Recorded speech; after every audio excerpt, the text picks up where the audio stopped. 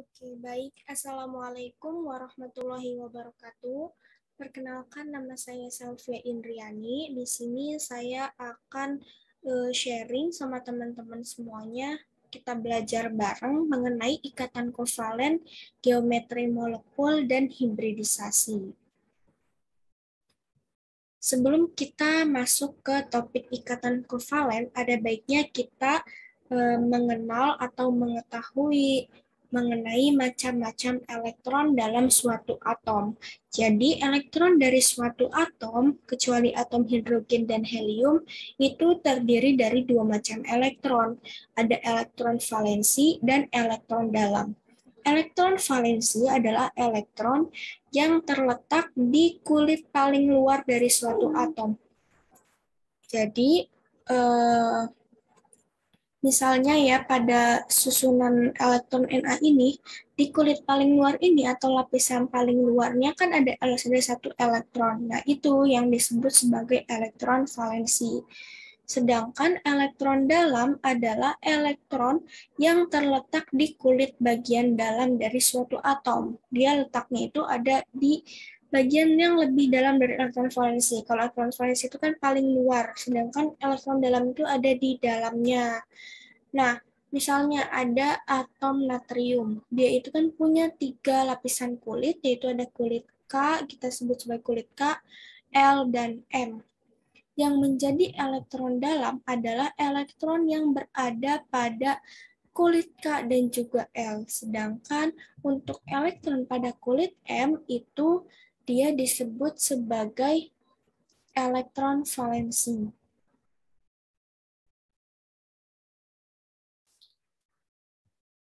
Nah, elektron valensi ini biasanya digunakan oleh suatu atom untuk berikatan dengan atom lainnya. Karena elektronnya terletak paling luar, maka lebih mudah untuk digunakan berikatan. Ada pengecualian untuk atom hidrogen dan atom helium karena mereka itu kan hanya memiliki elektron 1 dan juga 2, maka elektronnya itu terletak di kulit K aja gitu. Jadi dia cuma punya satu lapisan kulit K dan elektronnya hanya terisi di kulit K saja, maka dia tidak memiliki elektron dalam, hanya ada elektron valensi. Oke, selanjutnya kita ke konsep pembentukan ikatan kovalen. Jadi, misalnya teman-teman punya, misalnya ada 2 atom, dia ada di posisinya masing-masing. Katakanlah atom hidrogen A dan atom hidrogen B, dia masih berada pada posisinya masing-masing, maka dia akan memiliki energinya adalah sama dengan 0.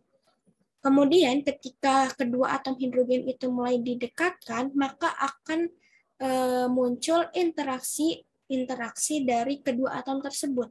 Ada interaksi tolak-menolak dan juga interaksi tarik-menarik.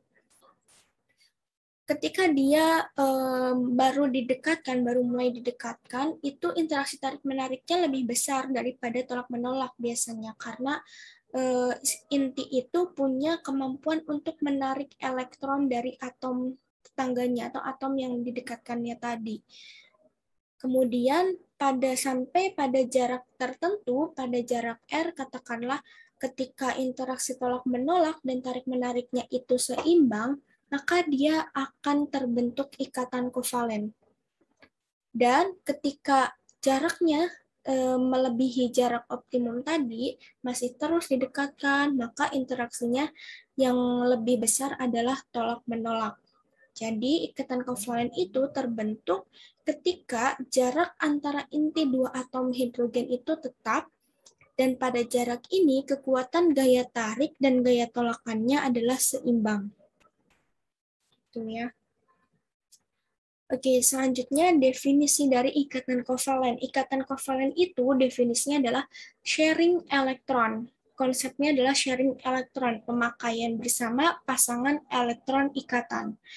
Pasangan elektron ikatannya ini berasal dari dua atom yang berikatan. Jadi, pada ikatan kovalen, nggak ada konsep memberi dan menerima. kalau di ikatan ionik itu kan ada atom yang bermuatan negatif bisa berikatan dengan atom yang bermuatan positif. Sedangkan kalau di ikatan kovalen ini, dia sama-sama punya elektron valensi dan sama-sama belum mencapai oktet. Maka untuk mencapai kestabilan itu, dia sama-sama saling memberi elektronnya untuk digunakan secara bersama-sama berikatan.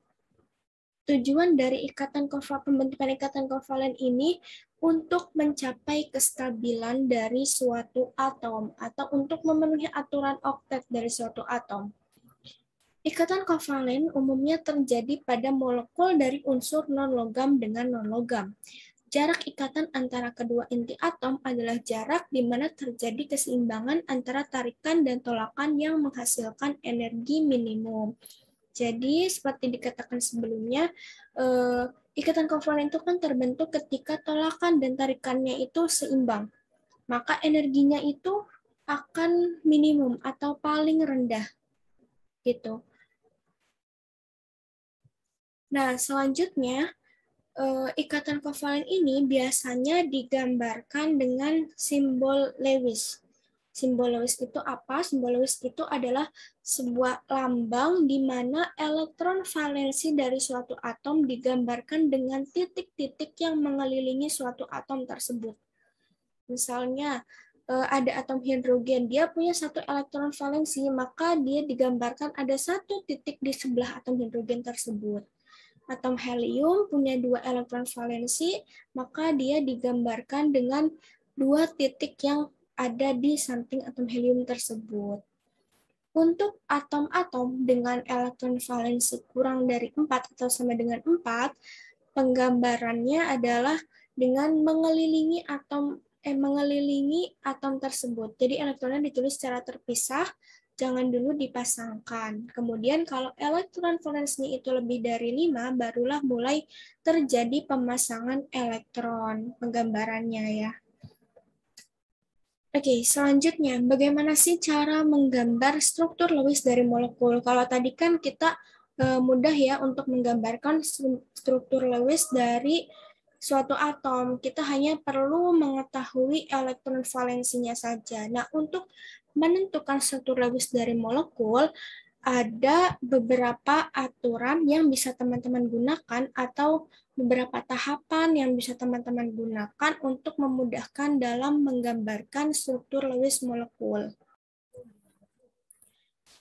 Nah, aturan-aturan tersebut adalah yang pertama, tentukan yang mana atom pusat dan atom yang terikat, atau atom tetangganya mana, atom pusatnya mana.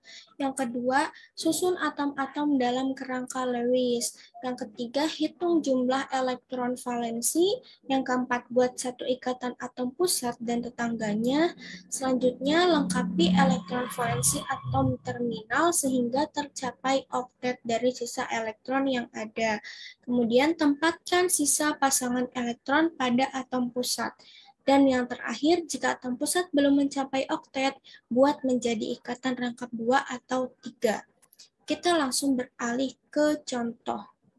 Misalnya di sini ada struktur molekul N2F2. Ada molekul N2F2. Langkah yang pertama adalah dengan menentukan atom pusatnya. Biasanya atom pusat itu kan atom yang ukurannya lebih besar atau juga atom yang jumlahnya lebih sedikit. Biasanya bisa juga atom yang lebih elektropositif atau daripada atom tetangganya. Nah, dalam molekul N2F2 ini karena F itu kan sangat elektronegatif, maka kita bisa ketahui bahwa atom pusatnya adalah atom N. Kemudian langkah yang kedua yaitu susun atom-atom dalam kerangka Lewis. Nah, kita bisa menuliskan, tadi kan sudah mengetahui ya atom pusatnya mana, atom tetangganya mana. Nah, cara menyusunnya adalah atom pusat itu diletakkan di bagian tengah, sedangkan atom tetangga itu diletakkan di bagian sampingnya. Langkah selanjutnya, hitung jumlah elektron valensi. kita harus tahu dulu elektron valensi dari atom N adalah 5 elektron. Nah, karena atom N dalam molekul tersebut ada 2 atom, maka 5 elektron tersebut dikalikan dengan 2 sehingga ada 10 elektron dari atom N. Nah, kemudian atom F kita tahu elektron valensinya ada 7 karena di dalam molekul itu ada 2 atom F dikali 7 dikalikan 2 sehingga menjadi 14 elektron. Kita jumlahkan 10 elektron atom N dan 14 elektron atom F menjadi 24 elektron. Artinya nanti ketika dalam menggambarkan struktur Lewis itu harus ada 24 elektron ini yang digunakan dalam penggambaran struktur Lewis. Selanjutnya, buat satu ikatan atom pusat dan tetangganya. Ini kita buat ikatan antara atom pusat dengan atom pusat, atom N dengan atom N dengan atom F. Kita buat ikatan bisa juga ditulis dengan garis seperti ini, dan juga atau bisa juga teman-teman tulis menggunakan titik-titik ya. Nah, satu garis ini melambangkan atau terdiri dari 2 elektron. Artinya satu garis telah digunakan. Artinya satu garis ini digunakan 2 elektron untuk berikatan antara atom N dengan atom F.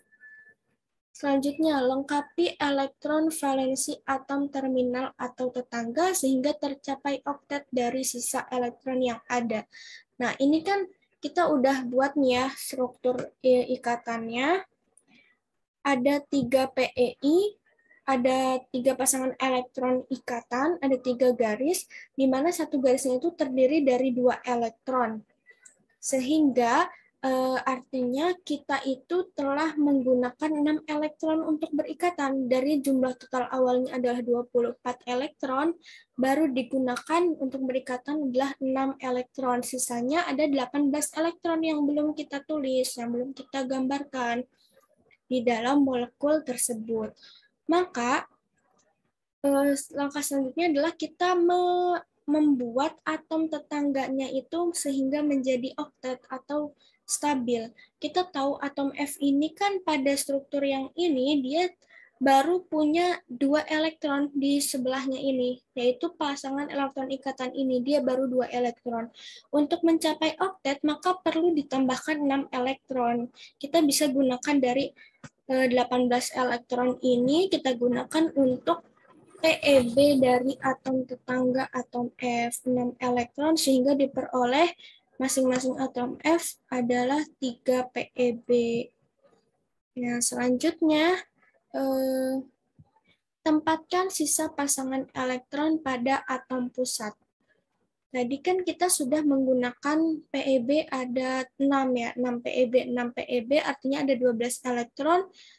Dari sisa yang pertama adalah 18 elektron dikurangi 12 elektron, tersisa 6 elektron. 6 elektron ini, berdasarkan aturan ini, tahapannya kita tempatkan di atom pusat. Karena atom pusatnya ada 2, maka 6 elektron ini bagi 2, masing-masing atom N memperoleh bagian 3 elektron. Nah, selanjutnya, jika atom pusat belum mencapai oktet, buat menjadi ikatan rangkap 2 atau 3.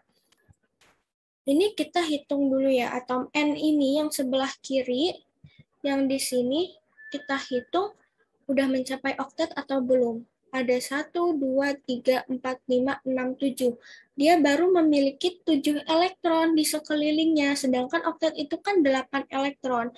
Maka untuk mencapai kestabilan dari atom pusat itu, supaya atom pusatnya stabil, elektron yang tidak berpasangan ini yang ada ganjil satu ini kita gunakan untuk ikatan rangkap 2 menjadi seperti ini molekul akhirnya. Kita hitung apakah atom N-nya sudah oktet atau belum. Yang N yang sebelah kiri ada 1, 2, 3, 4, 5, 6, 7, 8 sudah oktet. Artinya molekul tersebut sudah sesuai dengan aturan Lewis. Baik, kita lanjutkan. Tadi itu kan kita menggambarkan struktur Lewis, kemudian kita tentukan supaya masing-masing atom itu mencapai oktet. Tapi ada beberapa pengecualian aturan oktet ini, ada beberapa atom yang diperbolehkan dia tidak mencapai aturan oktet atau elektronnya enggak 8. Yang pertama adalah atom-atom pada periode 2 yang elektron valensinya kurang dari 4 dalam senyawanya boleh tidak memenuhi aturan oktet. Contohnya ada LiCH3, dia itu kan punya 3 elektron. Kemudian ada BeF2, dia itu punya 4 elektron di sini. Kemudian ada boron, dia punya 6 elektron di sekelilingnya. Jadi dia nggak mencapai aturan oktet, itu diperbolehkan. Yang kedua ada unsur-unsur yang terletak pada periode 3 atau lebih sebagai atom pusat pada kulit valensinya boleh terdapat lebih dari 8 elektron. Contohnya ada molekul PF5. PF5 ini kan dia ada elektron yang mengelilinginya ada 10 elektron. Dia lebih dari oktet ya. Oktet itu kan 8. Sedangkan dia punya 10 elektron. Itu tidak apa-apa. Dan SF6 ini juga dia ada 12 elektron. 12 elektron yang di sekelilingnya dia lebih dari 8 itu diperbolehkan. Oke, kita lanjut ke contoh selanjutnya. Buat struktur Lewis dari molekul CF4. Nah, karena ini kita masih awal ya, masih belajar, kita menentukan struktur molekulnya berdasarkan tahapan-tahapan yang sudah disebutkan tadi.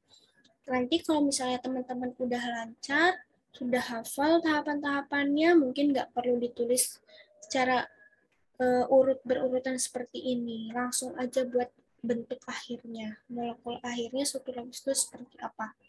Tahap 1, kita menentukan atom pusatnya. Karena molekul CF4 atom C lebih sedikit dari F, maka dapat kita ketahui bahwa atom pusatnya adalah C. Kemudian, tahap 2, susun atom-atom tersebut.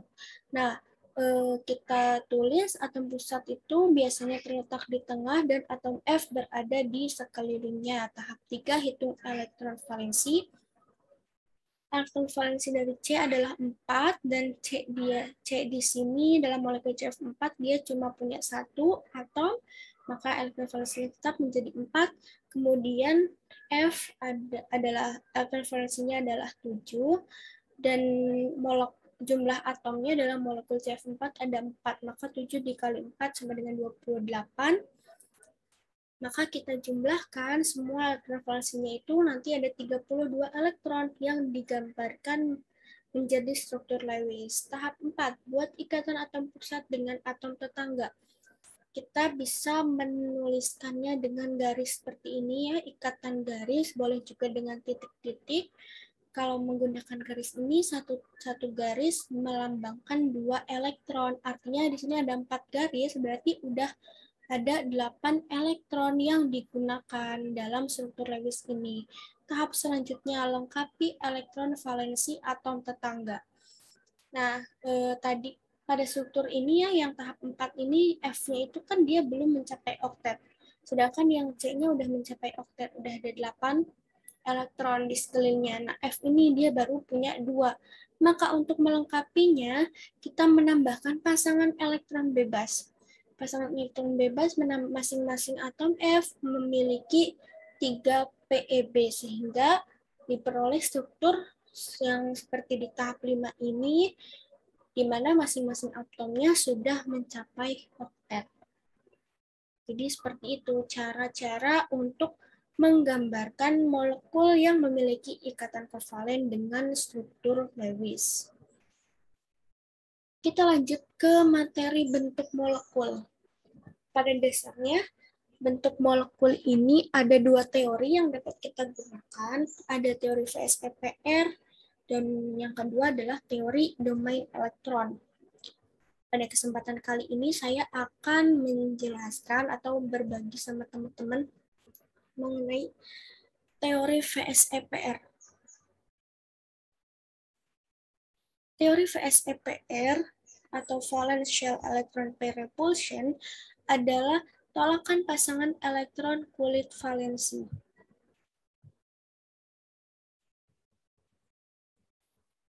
Nah, teori VSEPR ini digunakan untuk menggambarkan struktur molekul 3 dimensi, di mana melibatkan sudut-sudut ikatan. Jadi dalam bentuk molekul ini, kita cara menentukannya tidak hanya melibatkan jumlah ikatannya aja, jumlah atom tetangganya berapa, kita bisa membuat bentuk molekul, tapi juga melibatkan sudut-sudut ikatan. Yang ketiga, geometri molekul bergantung pada jumlah bilangan koordinasi atom pusat. Kemudian, bilangan koordinasi menyatakan banyaknya substituen yang terikat pada atom pusat. Substituen akan mengatur diri sedemikian sehingga tolakan antar substituen minimal, sehingga strukturnya adalah stabil.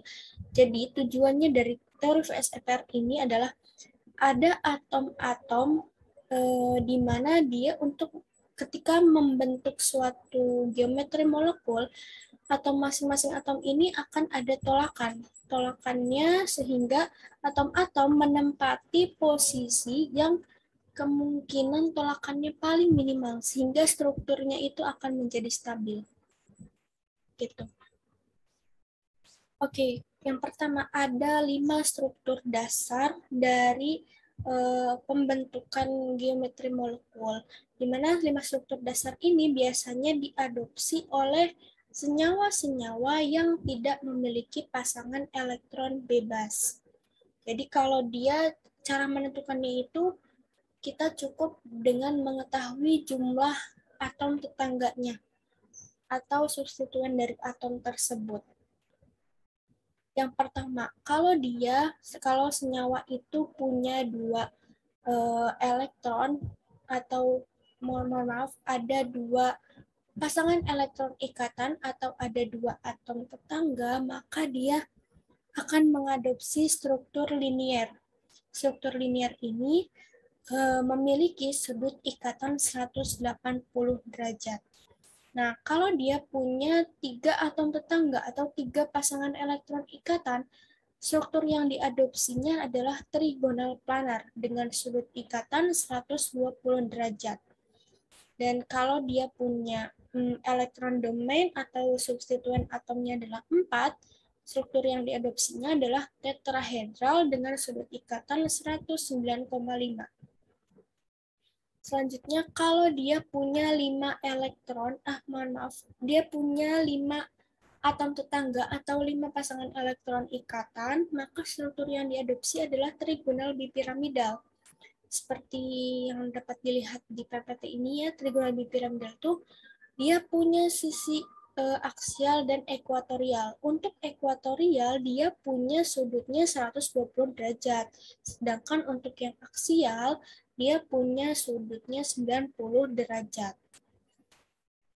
Selanjutnya, kalau senyawa tersebut atau molekul tersebut punya 6 atom tetangga, maka dia akan mengadopsi struktur oktahedral dengan sudutnya masing-masing adalah 90 derajat.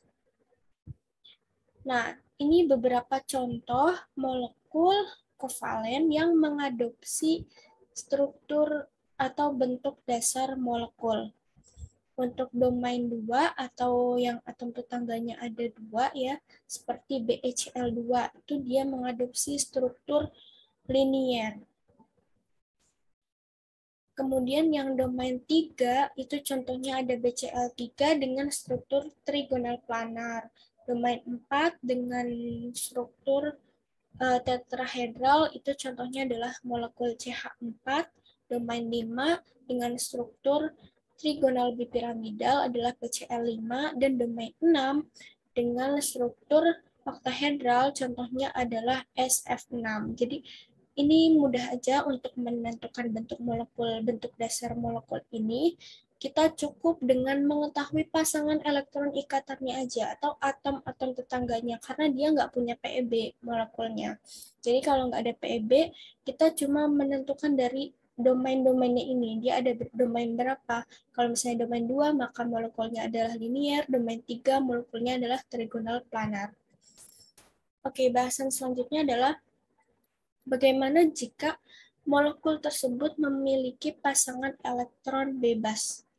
Maka yang menjadi domain elektron atau substituen atom pusatnya di sini terdiri dari pasangan elektron ikatan dan juga pasangan elektron bebas.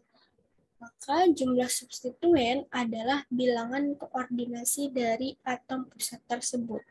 Bagaimana cara menentukan bilangan koordinasi? Rumusnya adalah BK sama dengan setengah dikali elektron valensi atom pusat ditambah elektron ikatan substituen atau elektron ikatan yang didonorkan oleh atom tetangga dikurangi muatan.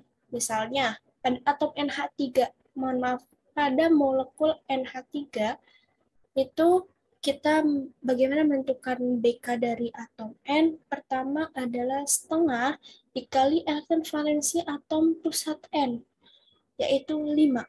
Kemudian ditambah elektron yang didonorkan oleh masing-masing substituen. Masing-masing atom H ini kan menyumbangkan 1 elektron. Karena di sana ada 3 atom H, maka 1 kali 3 adalah 3. Muatan dari NH3 adalah 0, maka 5 tambah 3 sama dengan 8, dikurangi 0. 8 dibagi 2 adalah 4. Maka atom N di sini memiliki 4 bilangan koordinasi atau 4 substituen. 3-nya adalah pasangan elektron ikatan dengan H, dan yang satunya adalah pasangan elektron bebas.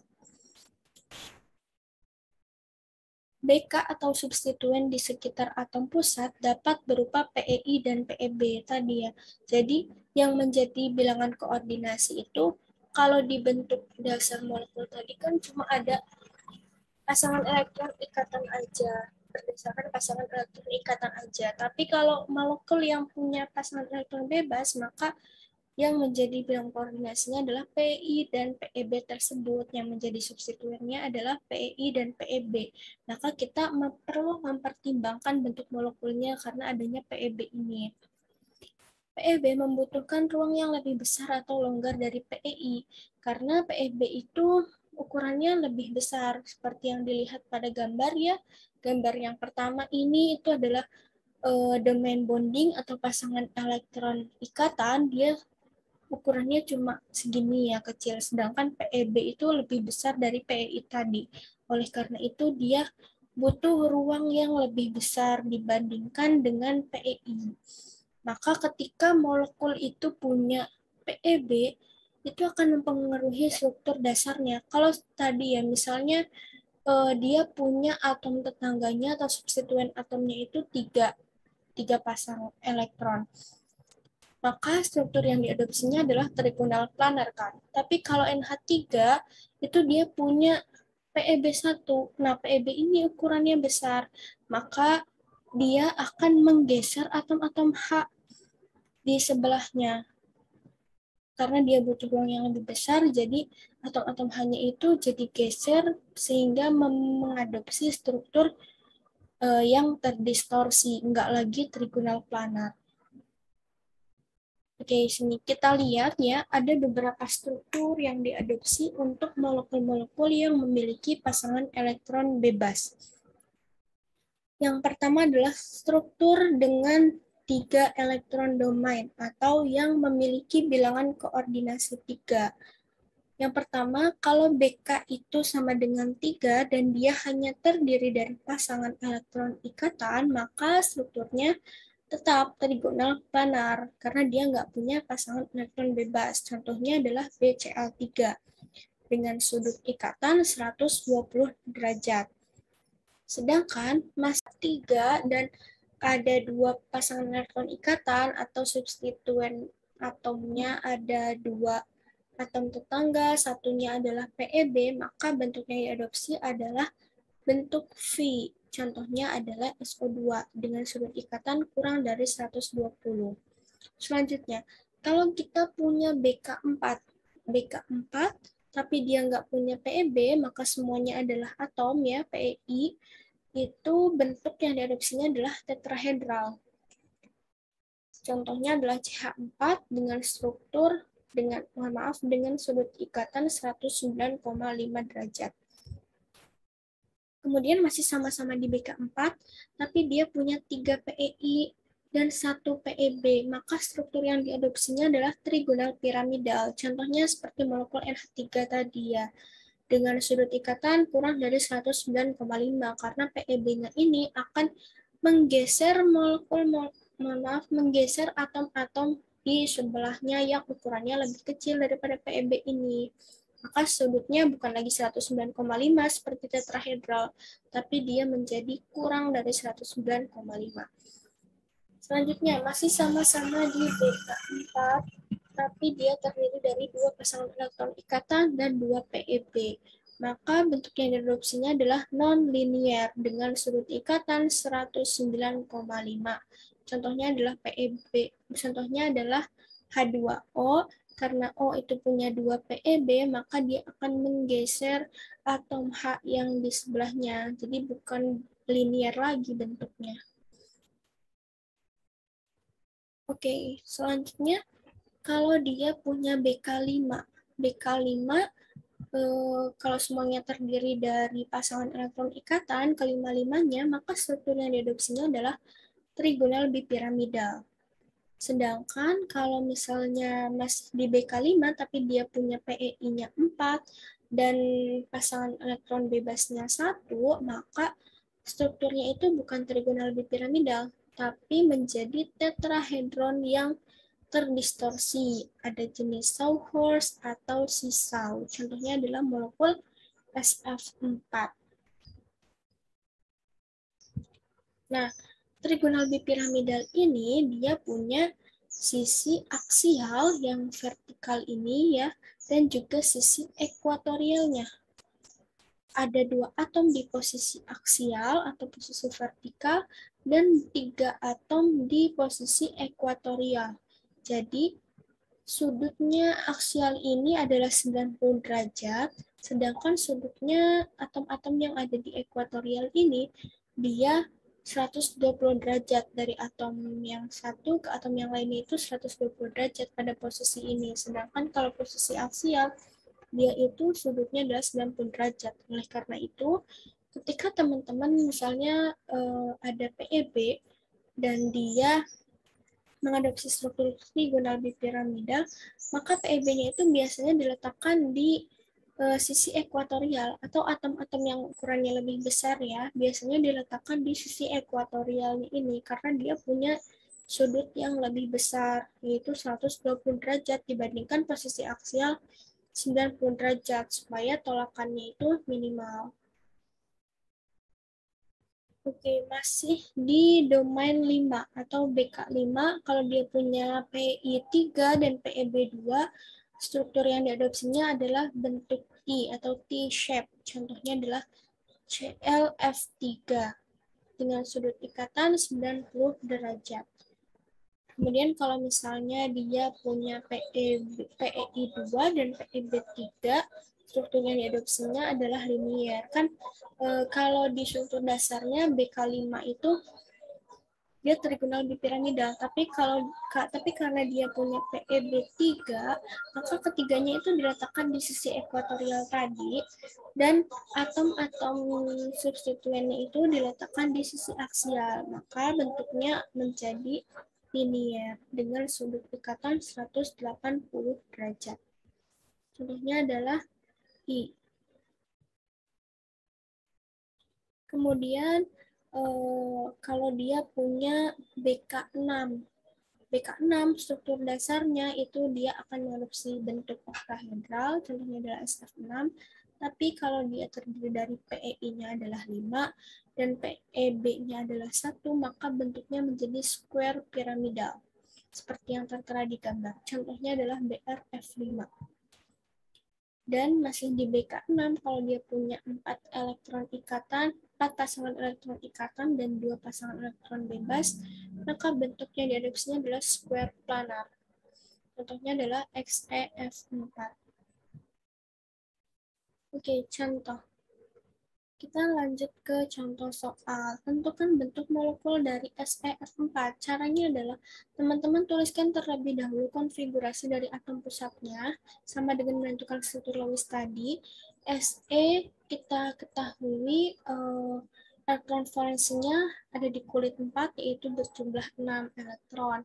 Maka kita tentukan nilai BK-nya, kita hitung BK-nya dari Se dalam molekul SF4 ini ada berapa, dengan rumus setengah dikali elektron valensi ditambah elektron yang didonorkan oleh substituen dikurangi muatan Se. Maka untuk menghitung BK Se sama dengan setengah dikali 6 ditambah 4. 4 ini karena masing-masing atom F ini menyumbangkan 1 elektron, dikalikan jumlah atom F-nya adalah 4, maka 4 kali 1 sama dengan 4, dikurangi 0, sehingga BK-nya adalah 5. BK 5 ini karena F-nya itu kan ada 4 ya, maka dia pastinya Se akan memiliki pasangan elektron ikatannya itu 4. Dan sisanya satunya adalah PeB. Teman-teman lihat di aturan tadi ya, kalau dia BK-nya adalah 5 dengan PeI 4 dan PeB 1, maka akan mengadopsi struktur C-Sound. Kemudian, tentukan bentuk molekul dari NF3. Sama ya, kita cari tahu dulu elektron valensi dari atom N. Di sini elektron valensinya adalah 5, kemudian kita hitung bilangan koordinasi dari atom N, setengah dikali 5 ditambah 3 itu dari elektron yang disumbangkan F, masing-masingnya menyumbangkan 1 dikali 3 atom F, berarti menjadi 3 dikurangi 0, 5 tambah 3, 8, 8 dibagi 2 adalah 4, maka BK-nya atau bilangan koordinasinya atom N dalam molekul NF3 adalah 4. PI-nya ada 3, PeB-nya ada 1. Jadi BK4 ini terdiri dari PI3 dan PeB1. Dan struktur yang diadopsinya adalah trigonal piramida.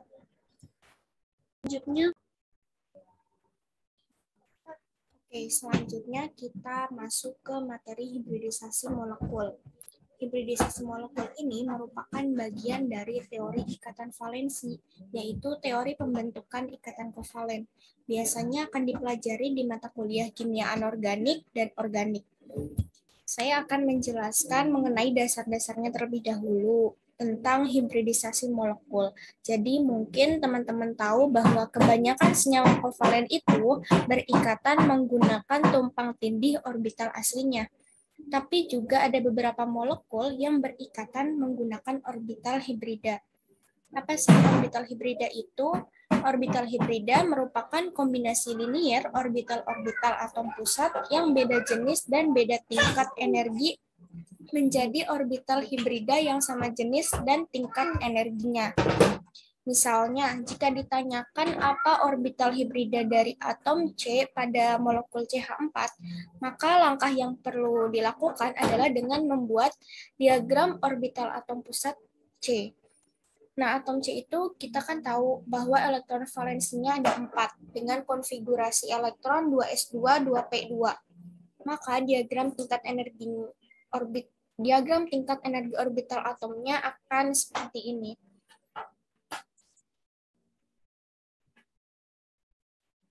Pada atom C orbital S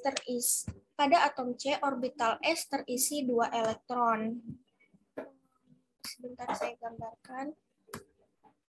Begitu juga di orbital P terisi 2 elektron. Seperti ini.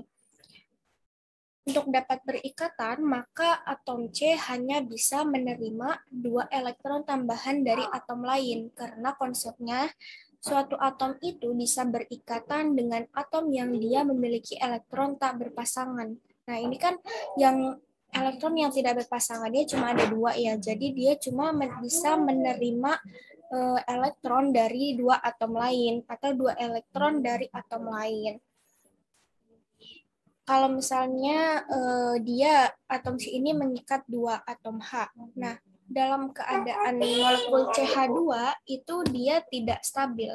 Maka untuk mencapai kestabilannya, kita harus membuat atom C ini memiliki 4 elektron tak berpasangan. Karena kan elektron valensinya dia adalah 4, maka dia bisa berikatan dengan atom lain maksimalnya adalah 4. Gimana caranya supaya keempat elektron ini bisa menjadi 4 elektron yang tak berpasangan? Caranya adalah dengan eksitasi elektron. 1 elektron dari orbital S ini dipindah ke sini, sini. Jadi sekarang masing-masing ada 4 elektron yang tak berpasangan. Nah, tapi kalau udah kayak gini dia akan mampu menerima elektron dari H. Tapi kalau dia berikatan menggunakan orbital S dan P yang beda energi, maka ikatan yang terbentuk itu akan memiliki panjang ikatan yang berbeda. Tetapi pada kenyataannya, berdasarkan hasil eksperimen, bahwa molekul CH4 ini dia punya panjang ikatan yang sama panjang. Oleh karena itu, diasumsikan atau diklaim bahwa molekul CH4 ini berikatan tidak menggunakan orbital asli, melainkan menggunakan orbital hibrida. Jadi, orbital S yang ini dengan 3 orbital P ini mengalami pencampuran atau kombinasi linear sehingga didapatkan 4 orbital hibrida sp3. Tadi kan elektronnya ada 4 ya, kita tulis di sini 4 elektron yang belum berpasangan. Nah, jika sudah seperti ini, maka atom C bisa menerima 4 elektron dari atom H. Itu.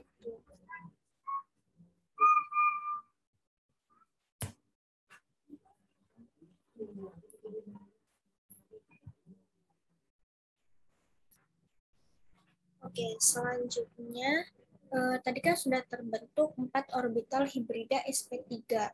Nah, gambar molekulnya, gambar ininya, orbitalnya adalah seperti ini, seperti yang terlihat di PPT, 4 orbital hibrida sp3 atom C. Lalu, jika dia membentuk molekul CH4, kita tahu bahwa atom S ini kan memiliki orbital 1s, maka ada 4 orbital S yang berikatan dengan orbital hibrida sp3 atom C. Karena interaksinya adalah kovalen, maka orbital tersebut mengalami tumpang tindih untuk pemakaian bersama elektron. Oke, teman-teman, mungkin hanya itu saja yang dapat saya sampaikan. Kurang lebihnya mohon maaf. Semoga teman-teman bisa paham dengan apa yang saya jelaskan. Wabillahi taufiq wal hidayah. Wassalamualaikum warahmatullahi wabarakatuh.